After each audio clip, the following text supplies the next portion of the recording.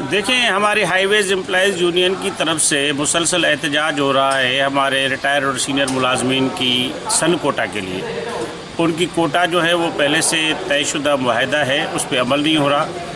اس کے علاوہ ہمارے ملازمین کو مہنگائی نے بڑا پریشان کیا ہوا ہے۔ اس مہنگائی کی وجہ سے لوگوں کی زندگی اجیرن ہو گئی ہے۔ اس کی مہنگائی الاؤنس کے لیے ہم نے کہا ہے، حکومت سے مطالبہ بھی کیا ہے کہ 100% ان کی مہنگائی الاؤنس میں اضافہ کیا جائے۔ ہمارے بنیادی حقوق ہیں، بنیادی مطالبات ہیں جن کے اوپر ہماری جدوجہد جاری ہے۔ یہ مشینری آپ کے سامنے کھڑی ہے، یہ مشینری اربوں روپے کی کھڑی ہے، اس کو چلانے کے قابل افسر شاہی نہیں بنا رہی۔ تو ہم مطالبہ کرتے ہیں اپنی پاکستان پیپلز پارٹی کی حکومت سے اور چیئرمین جناب بلاول بھٹو زرداری صاحب سے کوئی ان معاملات کا نوٹس لیں اور ان معاملات میں ہمارے مطالبات جو ہیں ان کو منظور کیا جائے۔ سارے مزدور اکٹھا ہوئے ہیں کہ ہمیں جو ہمارا حق ہے، جو سینئر ملازمین ہیں ان کے جو بیٹے ہیں ان کی بڑی بڑی عمر ہو گئی ہے، ابھی تک ان کو کوئی سن کوٹا نہیں دی جا رہی ہے۔